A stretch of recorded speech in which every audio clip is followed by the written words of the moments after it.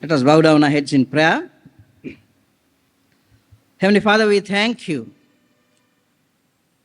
that you are God who gives us life. Lord, you have given us life eternal through your Son Jesus Christ.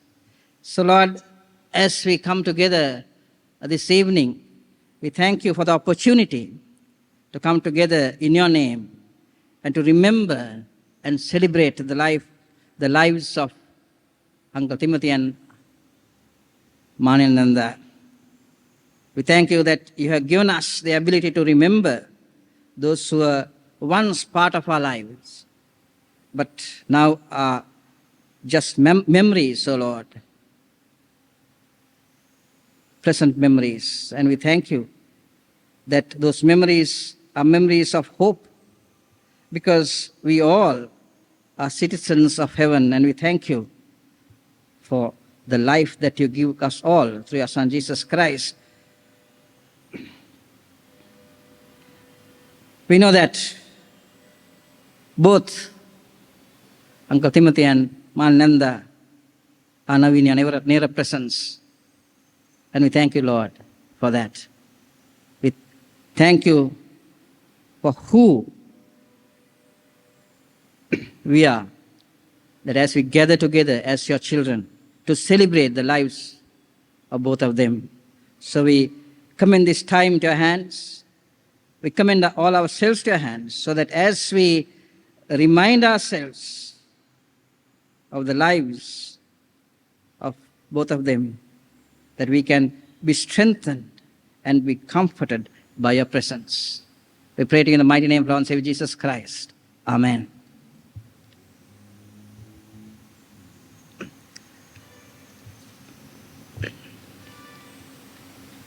Let us rise and sing the hymn, What a Friend We Have in Jesus.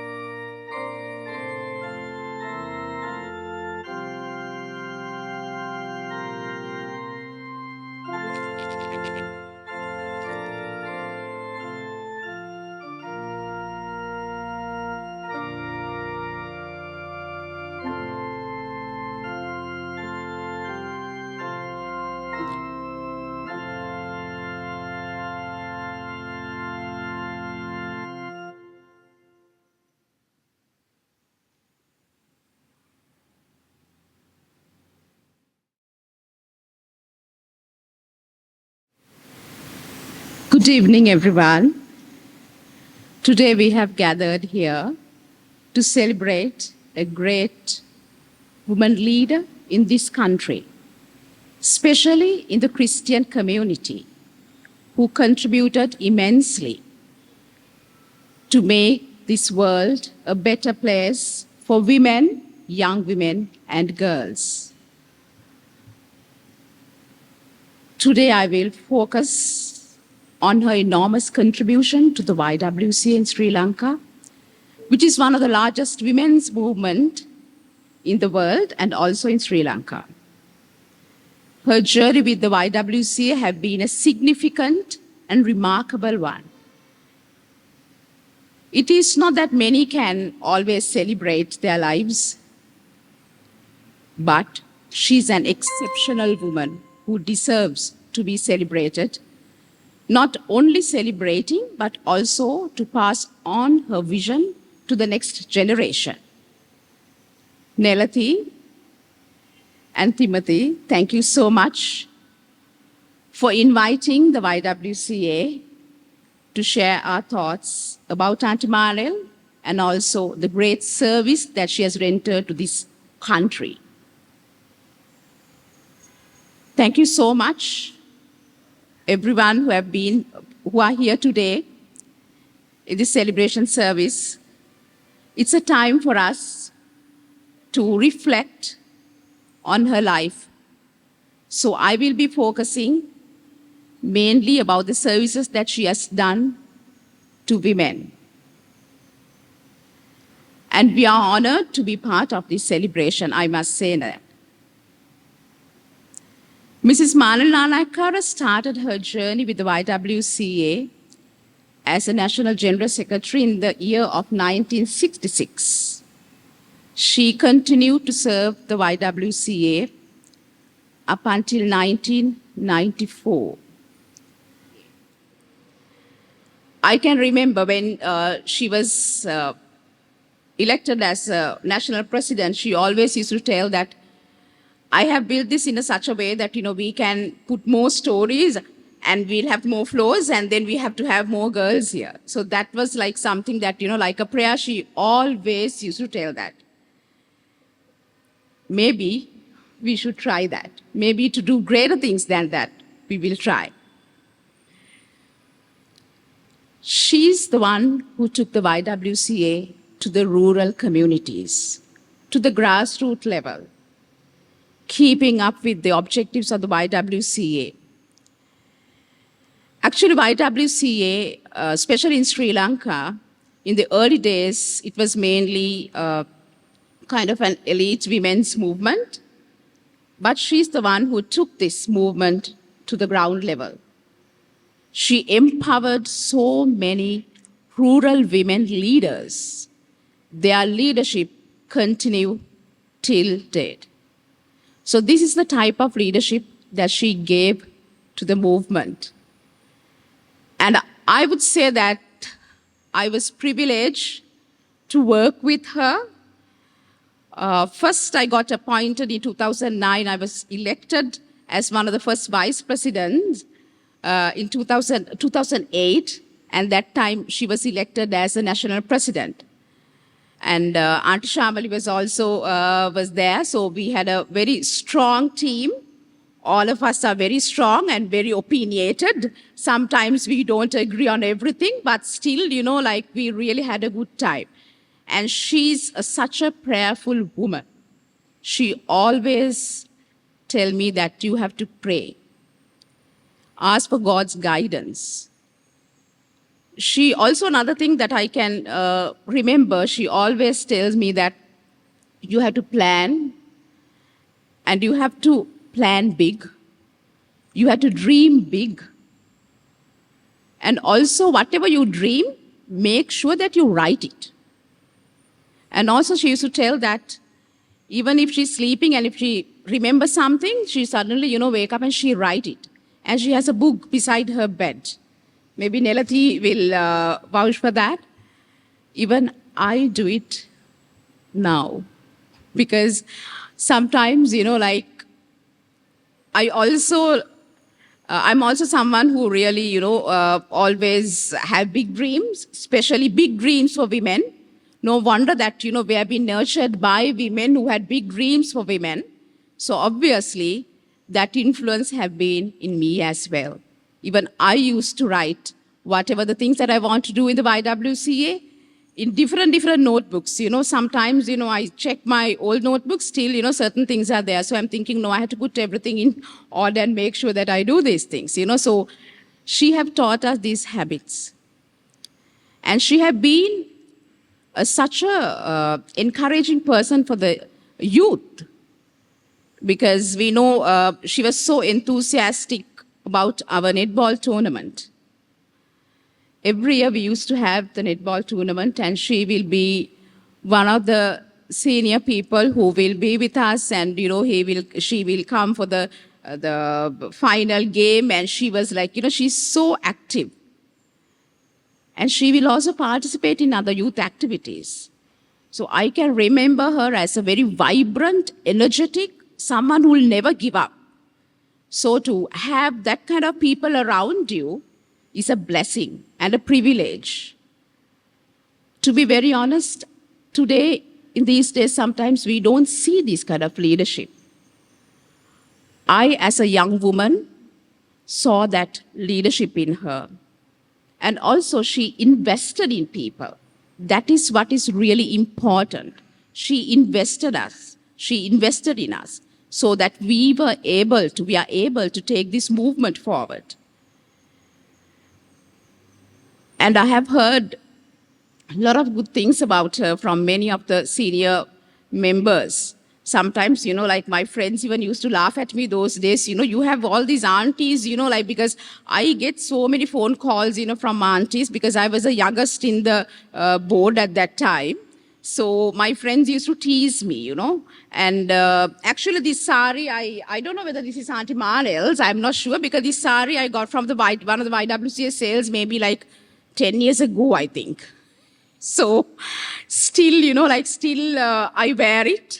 I wanted to wear something, very special, because I think I have a couple of saris from Auntie Marnell, because we have this sale. Every year we have the sari sale. So we wait for that. Those days I don't even wear saris. I used to wear, like short dresses, but now I can't since I'm the national president. I have to wear sari and, So, but those saris are really useful now.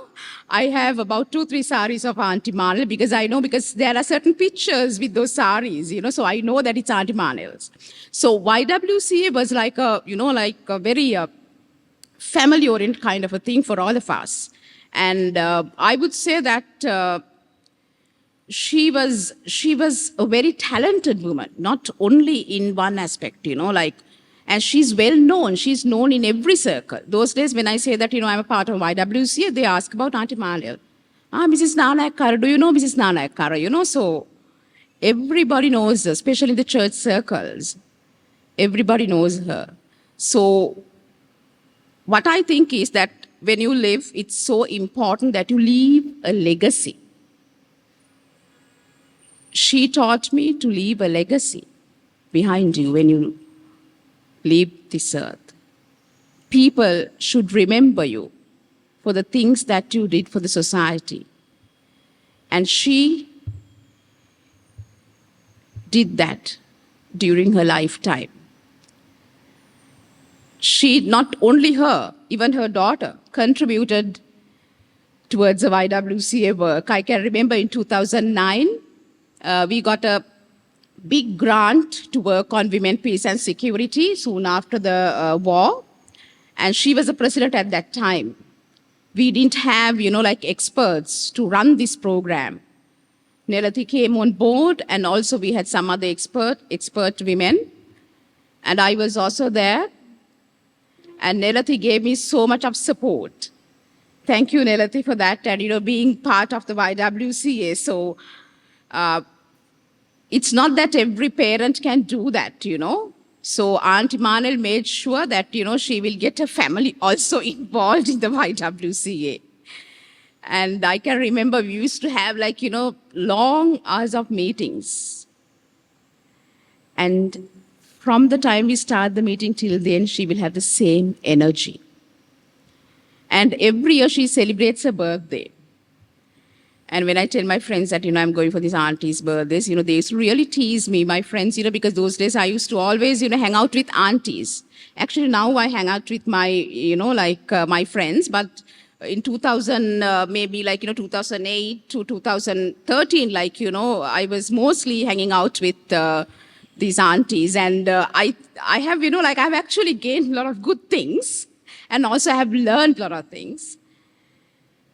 And I'm happy to pass it on to others. And also, I think, you know, people like Auntie Imanel reminds us the responsibility that we have towards this country, towards the society, because she never gave up. Even though she can't do, she will somehow get somebody, you know, who has that expertise to work on it. She was able to get everybody together and work. So this is the kind of leadership that she gave. When I was asked to talk about Auntie Imanel, I was actually going through this blue book. This blue book, YWCA members will know about this blue book.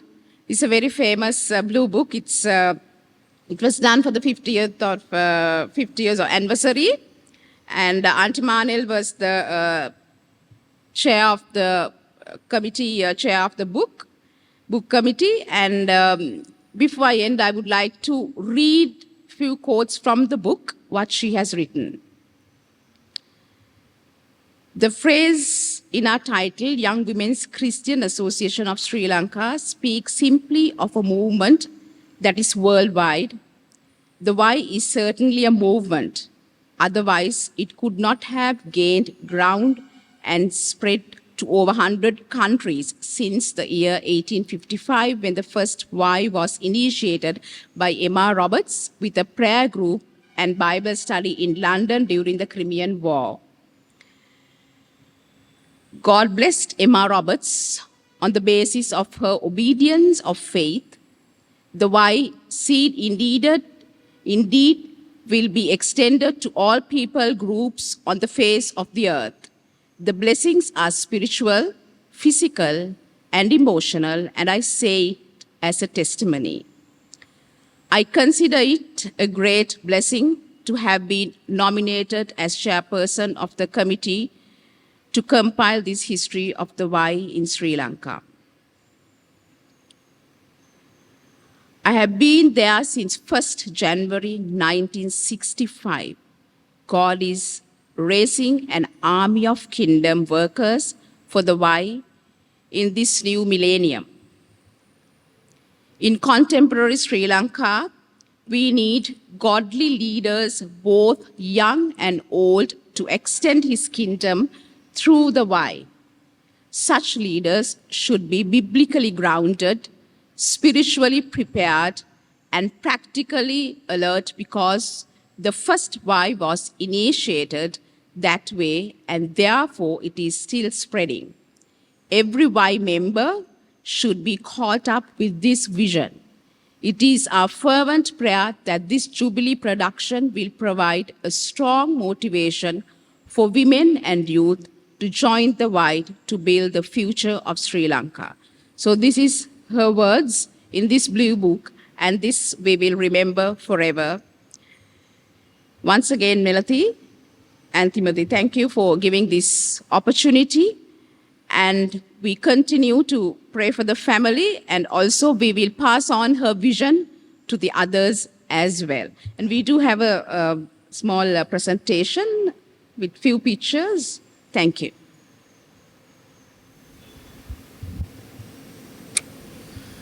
Shall we bow down our heads in prayer?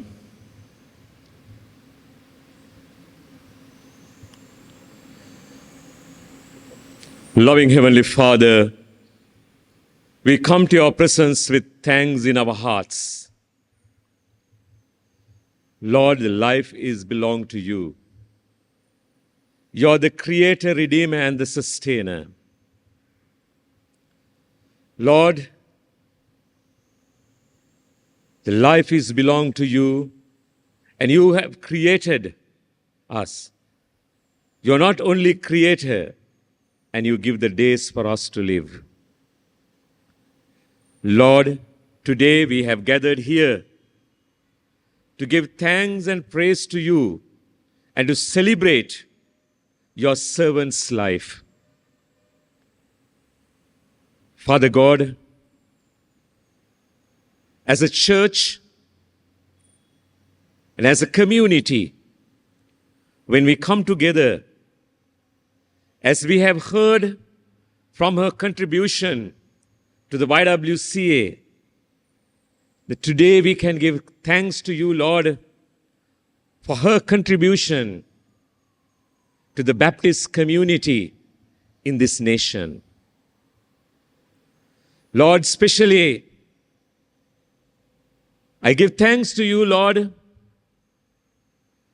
for my period as the pastor of this church, that 7 years, the way that which she helped me and the way that which she strengthened me, the way that she stretched her arm to me to carry out the duties as a pastor of the church. Father, as the secretary of the Devpia Sevana, Lord, we give thanks to you that all the experiences what she had, she was able to, through that she was able to take the vision to the people who are in need. Lord, through that she was so keen. The people come to know about your love and accept you as their Lord and Savior. Father, her vision was not only the social service. What she wants, what I saw from her life, through the social service, through helping the people, that she wanted to share the gospel with the people. Father God, as we celebrate her life this evening, Lord, we can truly still say to you, thank you for Auntie Marnell's life. Lord, at the same time, I was able to work with her she was as a church secretary during my stay in this church. Lord, the moments that I didn't know how to handle, and the moments that I was cornered, always she was there. Always her word of encouragement has been a strength for my life. And the way that she loved me, Ronali, and my 2 children, she was always wanted to know how they are. And Lord, we give thanks to you for her commitment. Father God, today, as we celebrate her life, as we gathered here to give thanks and praise to you for her life, Lord, challenge us. Challenge us through her life, Lord. Father, we wanted to uphold the family into your hands. Lord, bless them.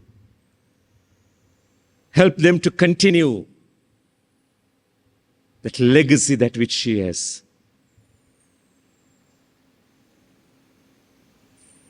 Left behind.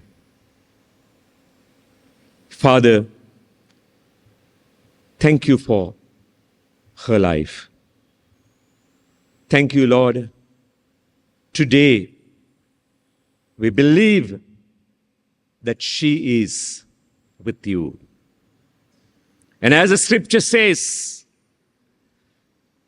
Lord, that there's a day that which we are going to meet her again. Lord, help us to live with that hope. Lord, help us to follow the footsteps which she followed and she has asked us to follow. We give thanks to you. Thank you for this time. In Jesus' name we pray. Amen. Amen. Good evening, friends. We are gathered here to remember our dear friend and colleague, Manil, to give thanks and to celebrate her life and witness. I consider it an honor and a privilege to pay a tribute to my dear friend. And I thank Nelati and Tilal for inviting me to do so. It is with a sense of nostalgia that I remember the time we spent mainly at the YWCA, a time of friendship and fellowship, with a lot of service to the community and, of course, to the YWCA. When I think of Manil, so many pictures of a life well lived pass through my mind. There were so many, but let me mention a few. Manil's dynamic, energetic personality, her strong spiritual faith, her family values, and a loving nature come to mind. Her aim and goal in life may have been in the words I came across recently. If I can help someone as I pass along, if I can cheer someone with a word or a song, if I can show and correct someone who is on the wrong path, then I have not lived in vain. All this was accomplished with her Master, Jesus Christ's strength, wisdom, and guidance. Manil was an extremely versatile lady, a woman of many parts. She served on the board of many associations very efficiently and with dedication. But always, always, her priority was her family, her loving children, Nelati and Tilan, and her grandchildren. They were her pride and her joy.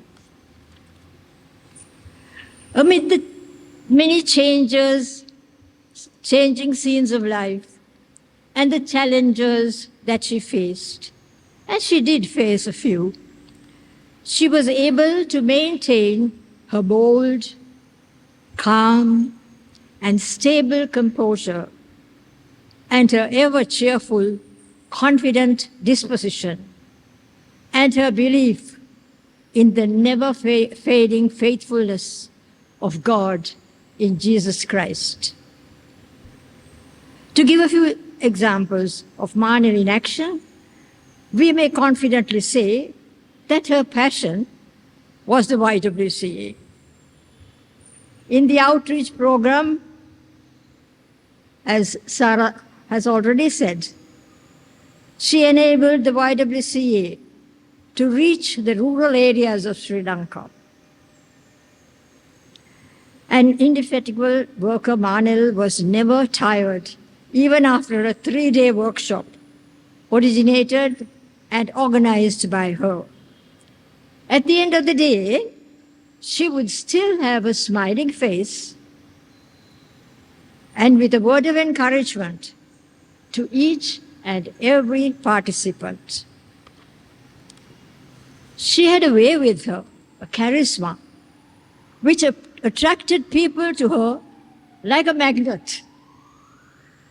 Her enthusiasm, optimism, laughter, and high spirits were contagious. She was not one to be content with what she knew, and we know how well versed she was in most issues. She embraced every opportunity to learn and improve herself, to better serve her God and His kingdom, bringing fullness of life to God's people. Her compassion for the weak and the lowly was exemplary. She was always accessible to the staff. She knew their family members and was there for them in times of need, especially to the minor staff. She moved with the powerful, the professional, and the wealthy, but never lost the common touch. We thank God on every remembrance of Manil, of her beautiful life. And with Prophet Micah, we may say, she acted justly, loved mercy, and walked humbly with her Lord. Thank you.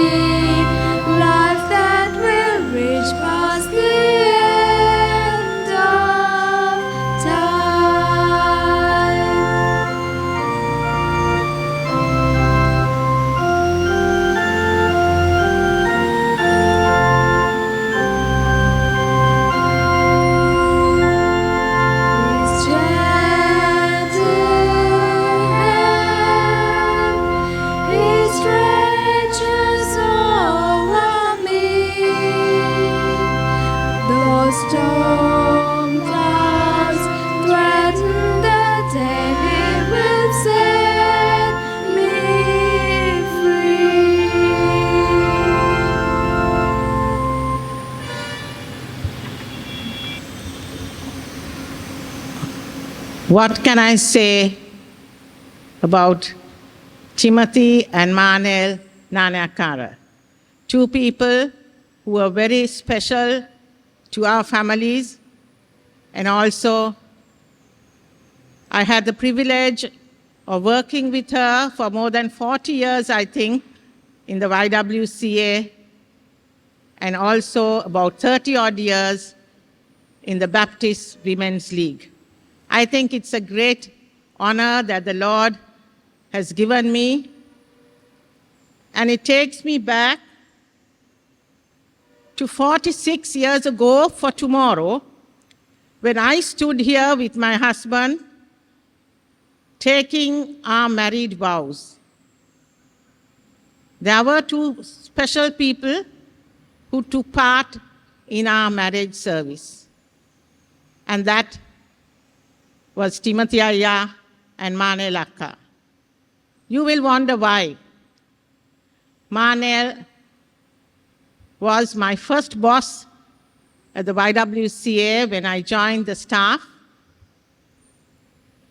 And Timothy Ayya was Ajit's boss when he was working at Tobacco Company. So I think Manel created history, I think, as one of the first women in our churches to deliver a homily at a wedding. In those days, we didn't hear of women coming forward to deliver a homily. And then there was Timothy Ayya, who signed as a witness for Ajit. So these two very special people have always been in my life. And I remember I first knew Timothy Nanayakkara as a young man coming into our house at Carey College, shouting, singing, full of humor, and teasing us, myself and my two elder sisters, because he used to come and work with my mother and father. I think Reverend Kinsley will know, through the Baptist Young People's Auxiliary. He also was a born leader. They were both born leaders. And he took part in so many church activities. I think he was the one-time president of the Baptist Young People's Auxiliary. So he was very special to us. And then a few years later, he comes with a young lady dressed in white to introduce to my mother and father and to us girls who were there. And we were wondering why she's dressed in white. Like a bride, really, she looked. But then we realized that she was going to be, she had really wanted to be some type of a Bible teacher or missionary in the Methodist Church. So, indeed, it's a privilege for me today, and thank you, Nelati and Tilal, because fast forward, come so many years to the YWCA. And I remember the times I worked as a short time before I got married as a staff member, and then we worked together as volunteers, working for women and girls. So much has been said about the YWCA through Sarah, our young president, and I must say that if Manel was here today, she would have been one of the happiest, because in the history of the YWCA, we have a very young team of officers, I think all under maybe 40 or 35. All of them. And this was her dream, to bring young people to the fore. I go back to the Baptist Women's League. Manel took over the reins from the Baptist Women's Department, as it was called, for a few years. I think we were very young then. But she was given the responsibility of carrying forward the Baptist Women's League, as it was called, once again. And she was the president at that time. as it has been said, she had a dynamic personality. Her charisma, I don't know how we can explain it.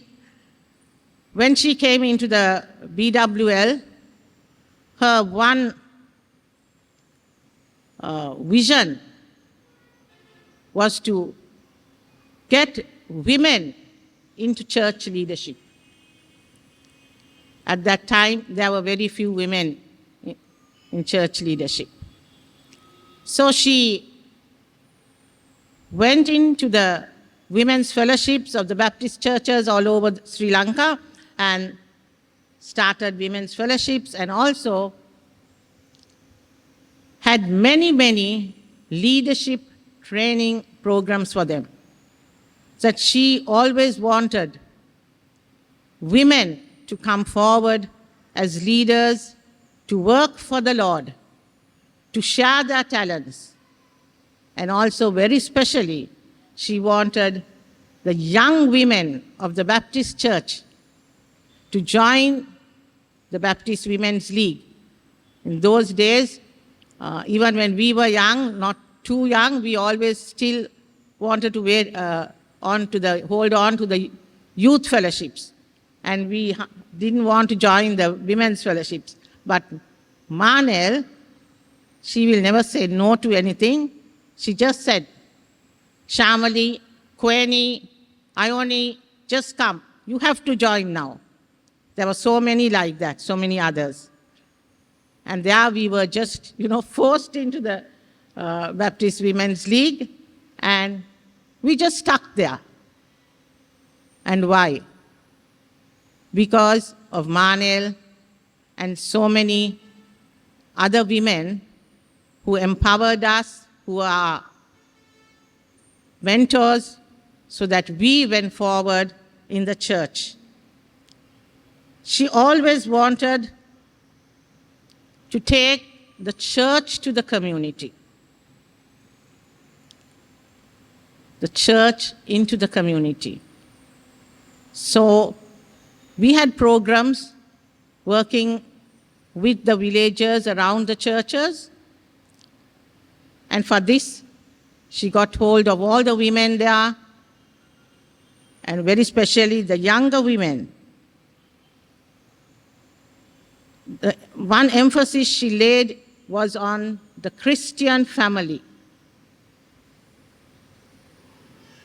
The YWCA also, we had these family life education programs. So the Christian family was her vision. What should be a Christian family? And I must say, she was the embodiment of motherhood. I was there right along during her difficult days when Timothy Iyer was called back home, and she had these two little children. She used to bring them to the Y, and she was a true mother to them. And this is what she wanted the young women of the Baptist Church to follow. Her example was so great that she made such an impact on the lives of the young women, the Christian family.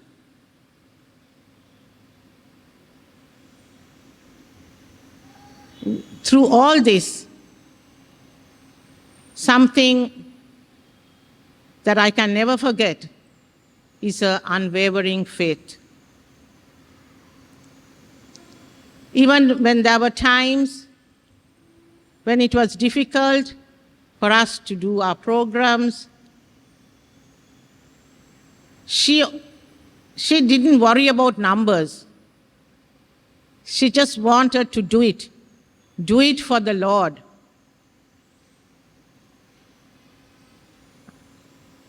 She represented the Baptist Women's League in the Baptist Alliance Women's Department conferences.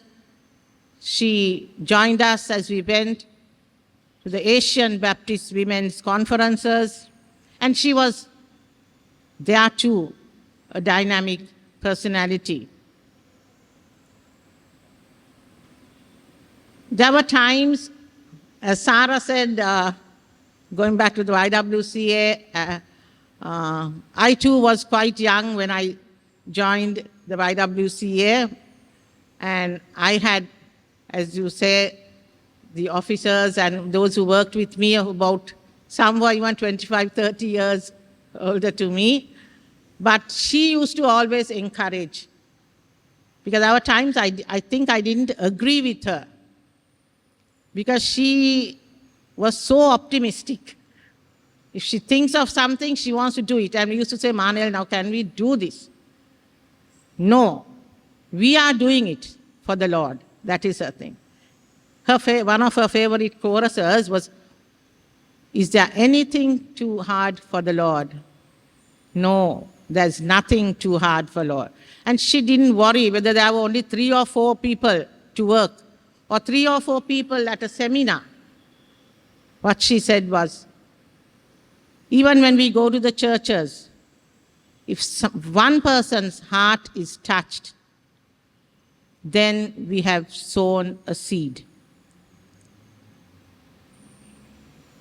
She always worked with the people and not for the people. This is something I learned working with her in the community. She would just go down to the grassroots level, or to anyone. She just walked into their hearts. It is her faith in God that took her through all this. And her encouragement to the young women, very especially, even in the YWCA, and today in the Baptist Church, we have another set of younger women leading the Baptist Women's League today. I think these are the seeds that Manel, together with all those other aunties that we worked with, sowed. And we are reaping it now. But thanks be to God for people like Manel, for people like Timothy Aya, who was a born leader, who always worked together, even for a short time. I think God really brought them together. And they served the Lord with so much zeal. And they touched so many lives. If we bring people here today, from the community especially, from our local YWCAs, from our churches, they can testify along with us. So we say thank you to God for these 2 true Christian servants. And Manel had a very special Bible verse. I don't know whether Nelati and them, I think, know that. That is John 13:35. John 13:35. A new commandment I give unto you, to love one another as I have loved you. And by this may all men know that you are my disciples. She used to sing this chorus also, but this was her. She used to always tell us, if we can touch one life through our service, through our lives, then we are glorifying God. So today, as we praise God for their life and witness for their lives, I think it's our responsibility to carry on the legacy that they have left behind. I know there are 2 children, 4 children, I will say. They are carrying on the legacy because I know how much they are involved in God's work. So, a legacy of love, service, and prayer. It was always prayer. She never gave up. Her faith was so strong. So let us all, as we thank God for them, and this is a time of celebration. I'm sure the angels in heaven and the trumpets would have sounded when God called each one of them home. And I'm sure they are with the Lord now. So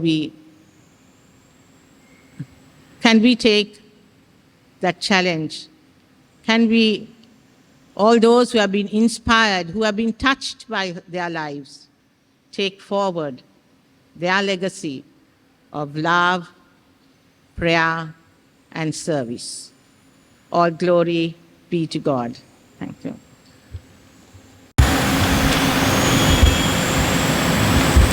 So today is a day of celebration. And if Amma was here, she would have been 90 years old. And this kit that I'm wearing was the exact kit I wore on her birthday. And we sang Baila that day. We are not going to sing Baila, but we are going to sing for you a very special song. This is a song that was written by my father. It would have been sometime in 1975. Malla, do you remember us when we first sang this song? I think it was in England, no? That's right, it was in England. And it was in the church of Reverend Fred George. And we were invited to that church as a family. And of course, we were asked to sing this song. And Tata, I believe, had just composed this song. So we practiced and practiced and practiced the song. And we had to sing it just right. Do listen to the words, because it has deep meaning about life. So we sing it for you in dedication to both of them. 1, 2, 3. I can hear my Savior calling, calling, calling me to move the mountains, calling over glen, calling over fen, calling over the voices of men, calling me to move the mountains. Faith as a grain of mustard seed is all I need, is all I need, all I need to move the mountains.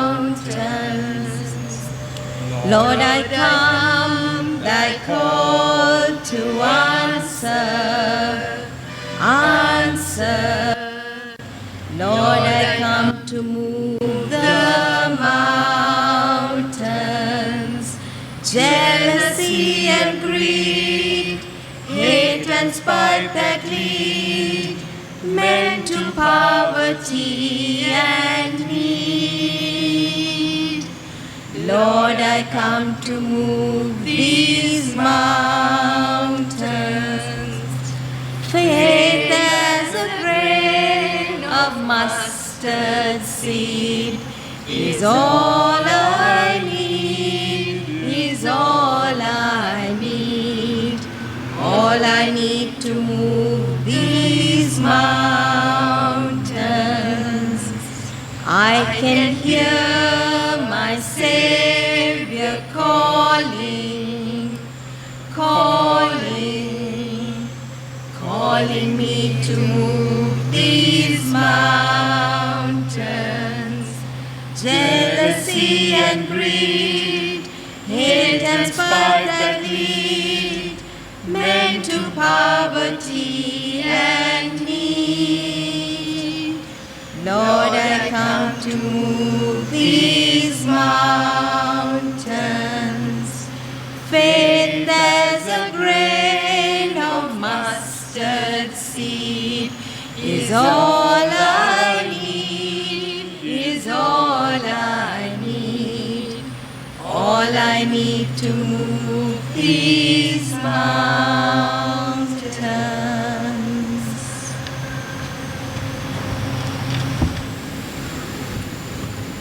Good evening, everybody. මම එත දක්ෂ කතිකයෙක් නම් නෙමෙයි. මම මේ පළවෙනි වතාවට තමයි මේ වගේ අවස්ථාවකට මුහුණ දෙන්නේ. ඒ මොකද මට ඒක බෑ කියන්න බෑ. මගේ මම්මා ආදරණීය මම්මා නිසා. ඉතින් ඈ ගැන මට පොයම් එකක් මතක් වුණා.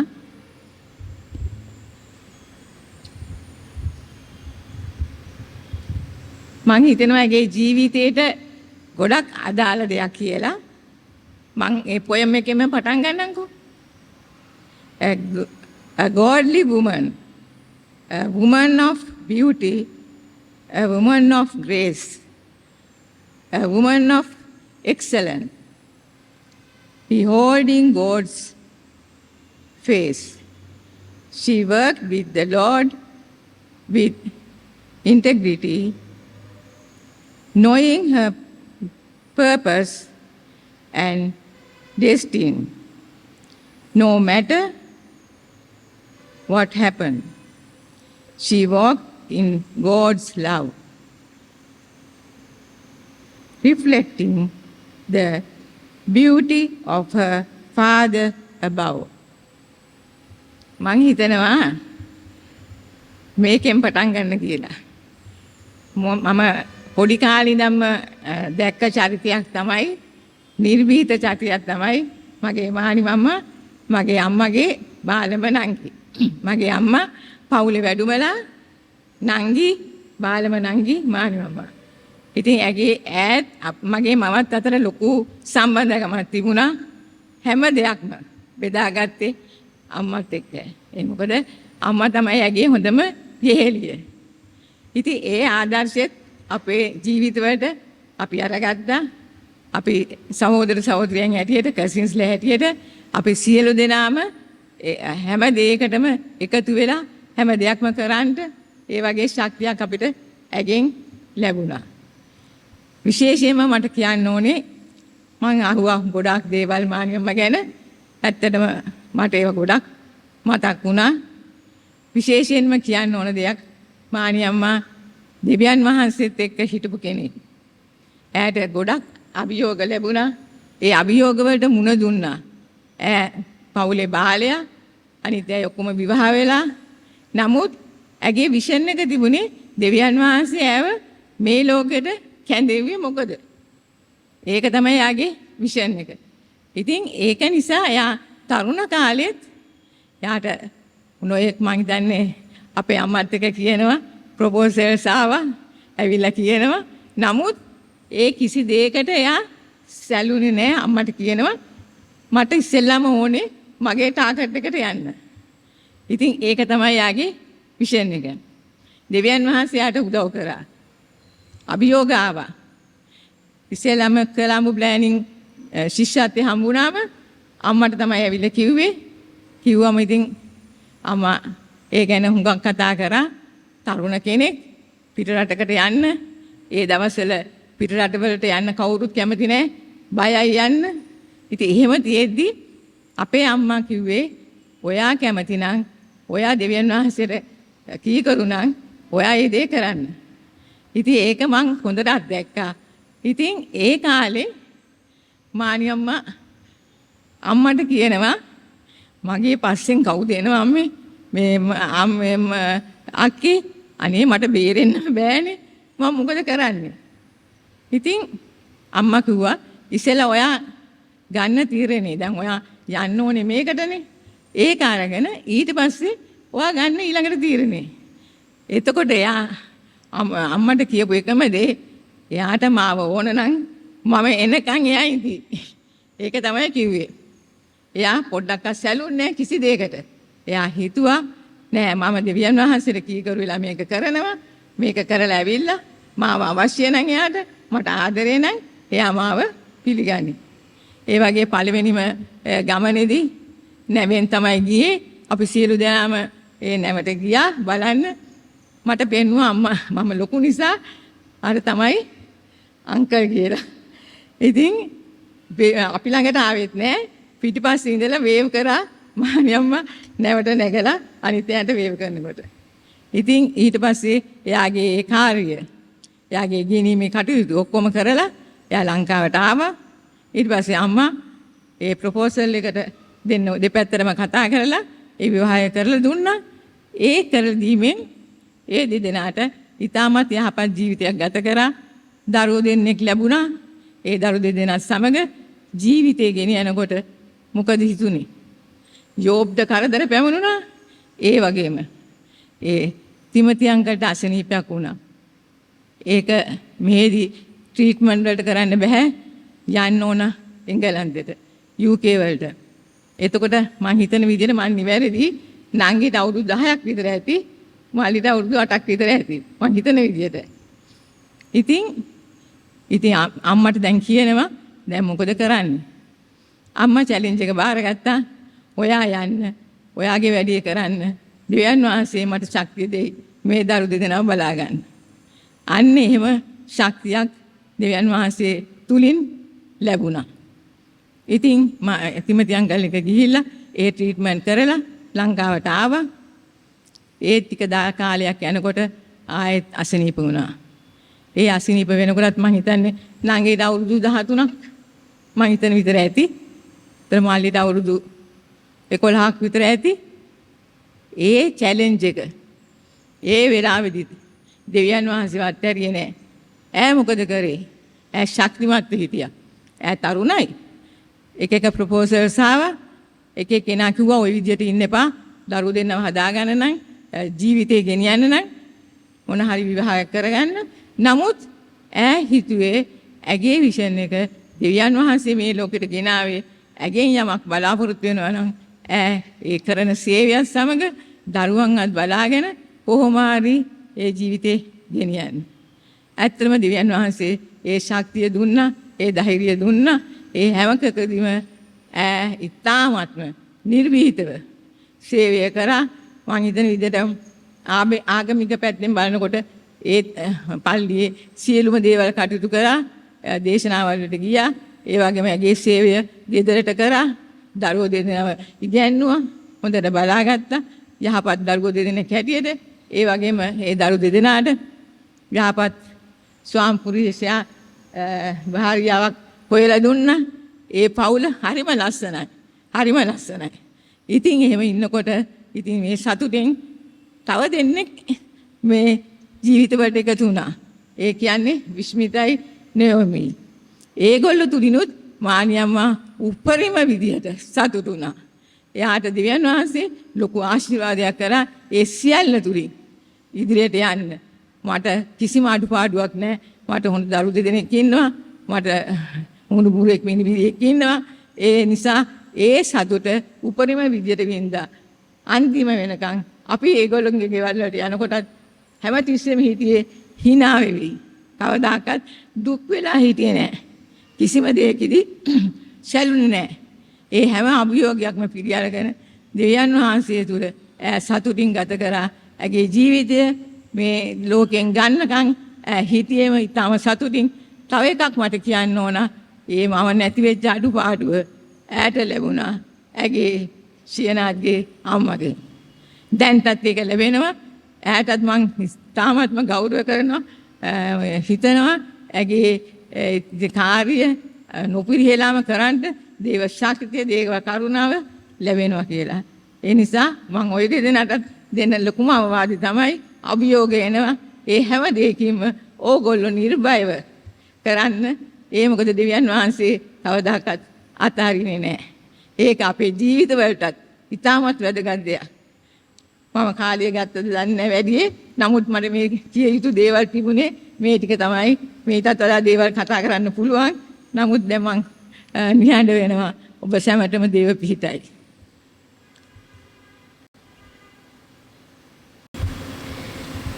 The parable of the Good Samaritan. On one occasion, an expert in the law stood up to test Jesus. "Teacher," he asked, What must I do to inherit eternal life? What is written in the law? He replied. How do you read it? He answered, Love the Lord your God with all your heart, and with all your soul, and with all your strength, and with all your mind, and love your God as yourself. You have answered correctly, Jesus replied. Do this and you will live.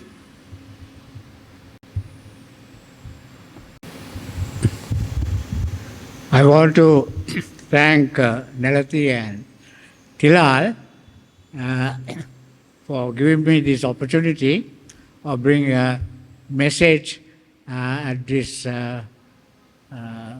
service of celebration, the life of Manel Nanyakara, and I was also told to add Timothy into it.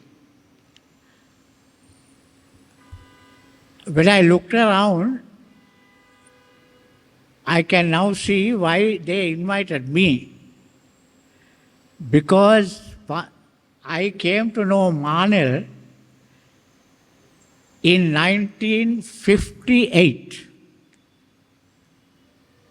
when Manel and I entered the Sri Lanka College of Social Work to do our diploma. Even at that time, I can say that she was a budding leader, had all the qualities of a budding leader, with a gracious smile that she had, and a friendly nature.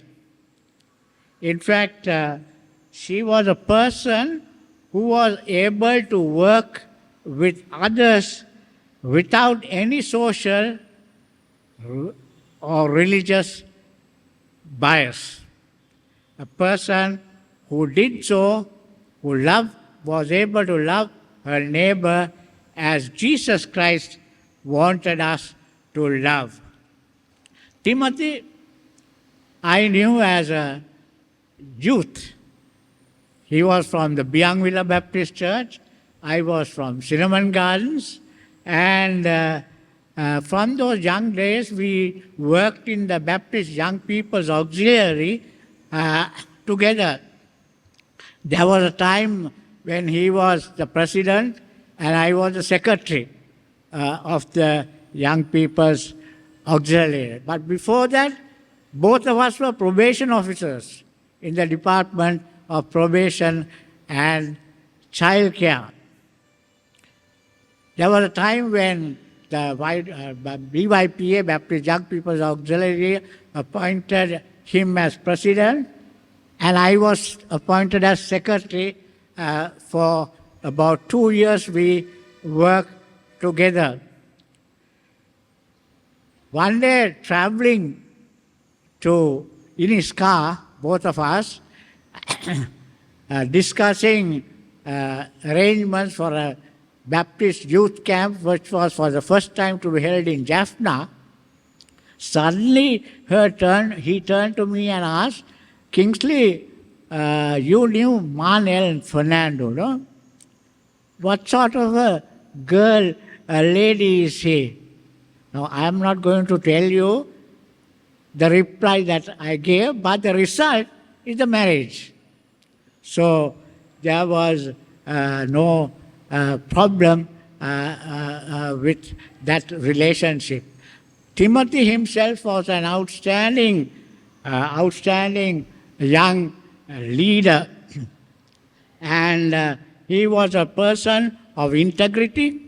He was a person who had good leadership qualities, and he was able to work in any given situation and was capable of committing himself to a lot of work. His untimely passing away was a blow not only to the family but also to the Baptist community. I think Nelati was around 11 years and Tilal was about 9 years when when Timothy passed away, and Manel had to be a father and also a mother to these young growing children. And what helped her, as most of you have testified, was her prayer life that helped her to bring up these two children, to educate them, to get them married, and also they have become professionals in their respective fields. At the same time, after Timothy passed away and she was able to recover, she continued her work, a wonderful, outstanding work in the YWCA, as testified, and also gave her time and leadership to the Baptist Women's League. As testified, she also continued to qualify herself as a professional social worker, because I can remember she went to the States and got a master's in social work. Now the question I want to ask you is, what was her secret for this outstanding contribution she made to the family, to her religion, and to her professional work? Now that takes me to our text for today. Because of my association with her, first as a professional social worker and then as a pastor for nearly 30 years, until her passing away, I have no doubt that the answer is her diligence to the first commandment: love God with all your heart and soul. There's no doubt about that. My friends, we live in a country where people belong to the 4 major religions. Whenever a major catastrophe or disaster occurs, naturally what happens is that people rush as individuals and also as organizations to fulfill the second commandment: love your neighbor. But what is the motive of most people? To the majority, it is to fulfill their religious teachings, to find a way to life. Find a way to life. To do good works in order to attain nirvana, life after death. But for the Christian, we help our neighbors as a way of life, not to gain true life, because we are the right sort of people because of our love for God and our new birth in Jesus Christ our Lord. As mentioned by those who gave testimonies, Manel engaged herself in work to the community because she fulfilled the first commandment that Jesus Christ gave, and that led her to work with various communities. As a pastor, when discussing with her about spiritual matters, I always felt that she was a person who spent her life with God, loving God.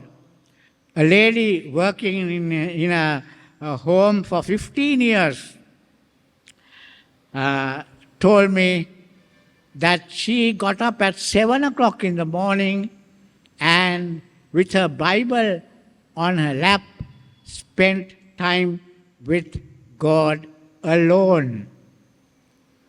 In fact, this lady learned to read the Bible and to pray from her. And others who I met who worked in her household, who were caregivers for her later in her life, all testified to this fact that she was a person who spent her life alone with the Lord God Almighty. A word I would like to leave with you this evening is the word solitude. Solitude. To spend time alone with God, and that time is spent by expressing our love to Him. It is like when young people are in love, they want to go out to be on their own, to spend some time alone. So when we love our Lord, then we have to come alone to a place where we can spend some time with Him. Luke 4:12 says, "And when it was daybreak, Jesus went out to a solitary place." Now we find Jesus often sought solitude with His Father while ministering. He healed the sick, He cast out demons, spent time with people like Mary and Martha, always looking to help people who had physical problems, who had mental problems, who had spiritual problems. But in between those activities, we read, went out to a solitary place to commune with the Father. Now, ministering to our neighbors is vital. We need to do that. It is the second commandment. But at the same time, to be effective, we need to spend time with God Almighty. To express our love, we have to be with Him, and we need to hear His voice when we are alone with Him, making our ministry to the neighborhood more and more effective. A French philosopher called Pascal says, "Many ills of life come from not being able to be alone in a room." Today, we live in a world full of noise, a world full of disturbances.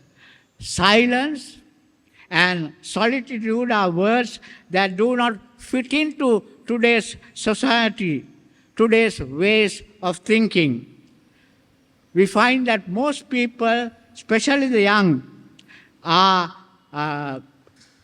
torn between noises that come not only from society, but they are always with the internet, and at home too, it is noise rather than silence. Zephaniah in chapter 1, verse 7 says, "Be silent before the sovereign Lord, for the day of the Lord is near." Now, what is the purpose of solitude? It is to show love to God, to hear His voice, and to equip ourselves to be of better service to others. Dietrich Bonhoeffer, in his book Life Together, points out living in the community is important. At the same time, we need solitude so that we can serve the community better. A Puritan called Thomas Merton said, "It is indeed solitude that I find the gentleness with which we can truly love my brothers. It teaches me to love my brothers for what they are and not for what they say. Now, my friends, I can testify personally that Manel spent time alone with God. She spent time alone with God because of her love. She began to understand people because of the love and time that is spent alone with God. It increased her compassion to love her neighbors in need. Thus, being a witness in that way to God's saving grace in Jesus Christ our Lord. I'm going to end with the words written by a non-Christian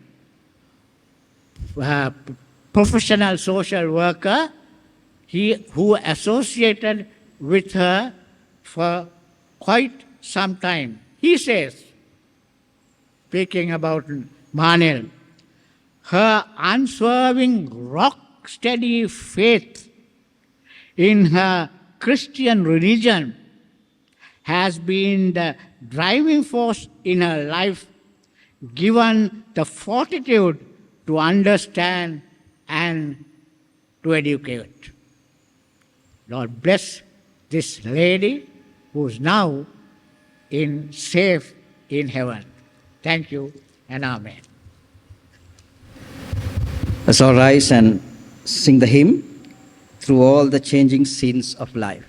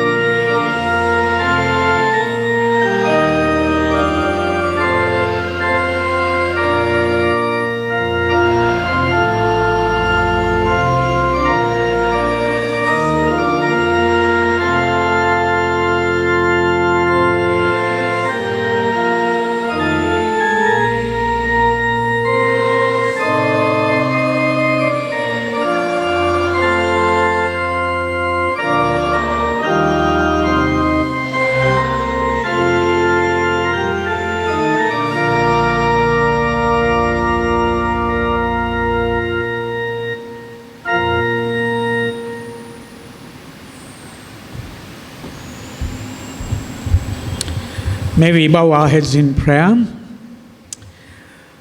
O God, our Father, we thank you and praise you for this evening where we were able to gather together in your holy presence and in this your house to celebrate the lives of Marnell and Timothy.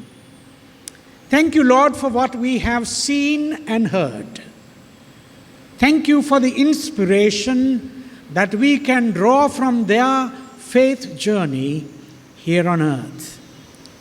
Thank you for the challenges that their lives have given all of us who continue to live in this world today. Their unwavering faith, their commitment to your greatness and to your kingdom is something for us to emulate throughout our days here on earth. We thank you, Lord, that as we celebrated their lives tonight, we know that though they are not with us here today, they are with you. They have joined the heavenly hosts. They are part of that great cloud of witnesses who surround us and who give glory to you in seeing what you do in our lives. So, Lord, may we go from this place having heard all these wonderful words, recommitting ourselves to serve you and to serve your kingdom, to uphold the values of your kingdom, to proclaim the message of love, peace, and joy to everyone found in Christ and Christ alone. And may your holy name be glorified, just like Marnell and Timothy have done. May we continue to do so. In Jesus' name we pray. Amen. Unto God's mercy, providence, and comfort we commend you, God the Father, God the Son, and God the Holy Spirit. Bless you, abide with you, and grant you his guidance and comfort in all the days of your life. Amen.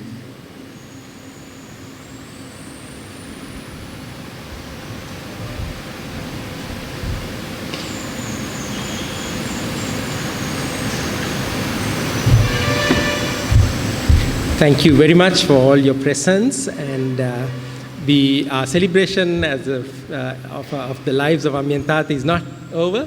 We would like to invite all of you to come and share a few refreshments and a time of fellowship with us at the Ferguson Hall, which is just at the back.